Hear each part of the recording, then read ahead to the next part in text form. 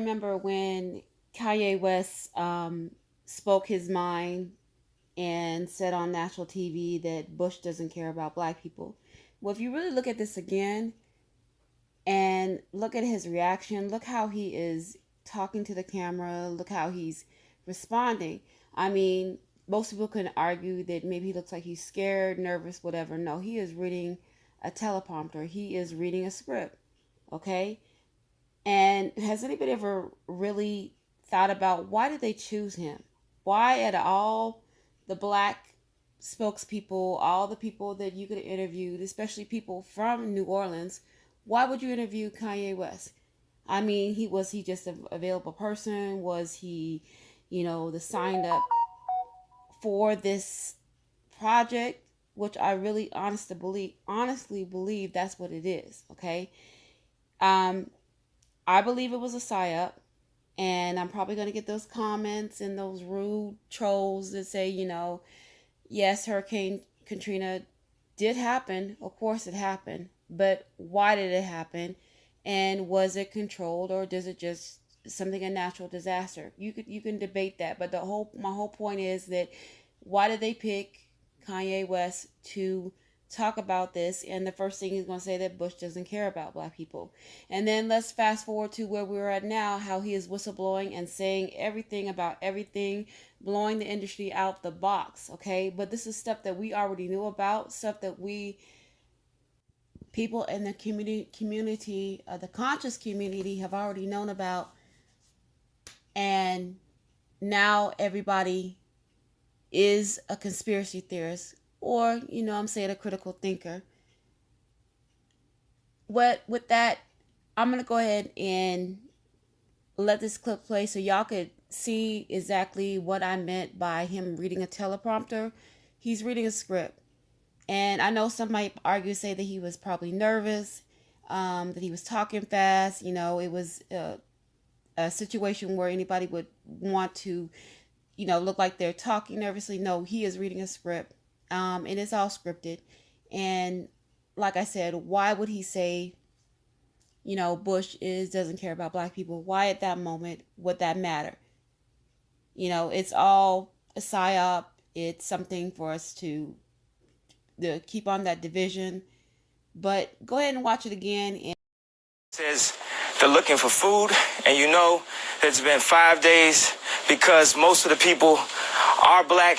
And even for me to complain about, I would be a hypocrite because I've tried to turn away from the TV because it's too hard to watch. I've even been shopping before even giving a donation. So now I'm calling my business manager right now to see what is the biggest amount I can give, and just to imagine if I was down there, and those are my people down there. So anybody out there that wants to do anything that we can help with the setup, the way America is set up to help the poor, the black people, the less well off as slow as possible. I mean, Red Cross is doing everything they can. We already realize a lot of the people that could help are at war right now, fighting another way, and they've given them permission to go down and shoot us.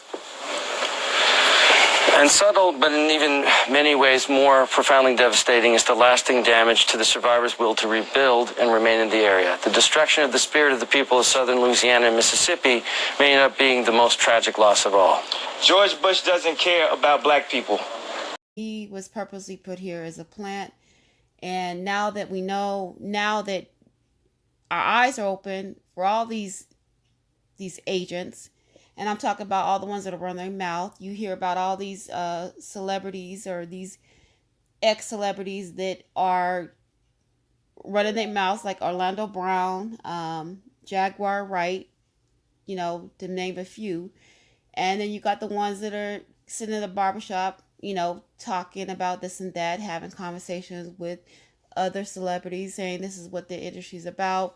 And like I said, stuff we already knew about, stuff that that people have been saying, oh, speculation and stuff like that, allegedly, whatever. But bottom line is, this stuff is happening and it's real, okay? Kanye West's father was ex-Black Panther. Many of those probably didn't even know about that. I'm just now finding out information that his supposedly biological father was an ex-Black Panther. What even further pushes what I'm trying to say, that this man is an agent. He's always been an agent. He's always been planted here for us to go ahead and believe what it is they're trying to push. Okay, just like Malcolm X, just like Martin Luther King. Yes, I did say the king. Um, this is just a side note joke. Those, they get it if they watch Coming to America. Anyway, those are all government agents that are put here for the purpose of the division. Okay, however it may be. Okay, now I want to believe what Kanye West says, because the stuff that comes out of his mouth is the truth. But like I said, it's stuff that we've been knowing all along. But his father being an ex-Black Panther, and I don't know how people feel about, if they, I know there's people out there may believe that the Black Panther Party was real. But let me tell you something. Just like Black Lives Matter, the Black Panther Party was another government-created psyop.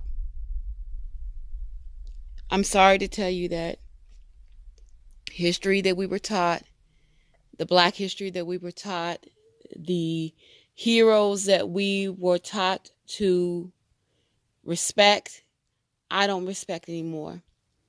And those may disagree. That's fine. I have no problem with you disagreeing. But I know the proof is in the pudding. And especially now that we know that Black Lives Matter is non-existent and how that came to play, we should all look back and see that all of it's been just a psyop. I want to know, why is it that Kanye West's father was involved in the Black Panther Party, and why is he now outspoken about the industry? Things are not adding up. It's not adding up at all. But I'm going to leave it out there for y'all to figure it out. Like I said, you have to be a critical thinker to figure this out. If you're already on the lines of the way I'm thinking, you already know it's all part of the plan. It's all part of the agenda. Because we all know, if he was really this outspoken, if he really was against it, and if the industry was really out to get him, he would have been taken out a long time ago. It makes no sense. But now it's all adding up after all these years. I'm starting when he was the spokesman for Hurricane Katrina.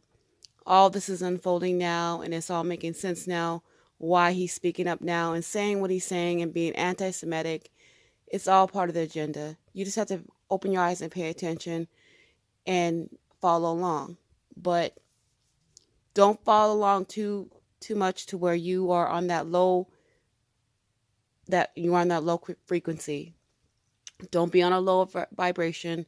Stay ahead, stay on that higher vibration, because that is what they want from us. That's their whole goal, is to steal our energy and harvest our energy. And we need to stop them.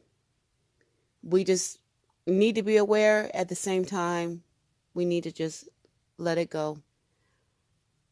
All right. With that, I'm going to end this video. I'm going to go ahead and let this clip play so you can see the words from his own mouth saying that his father was associated with the Black Panther Party. You know, my dad is an educated ex-Black Panther, and he put a text to me today. He said, "White lives matter, ha ha ha ha." My first superhero was Superman, and my dad was a Black Panther, but when Disney makes Black Panther, now when you look it up, you don't see my dad protecting his neighborhood. You see this character that's made for Black people to idolize, that was designed by a white person and put out by a white company. If you erase our history, we think we came from slaves, we don't know our bloodline, and we're given Black History Month, and we take that like it's some gift to us. No, it's a programming to us.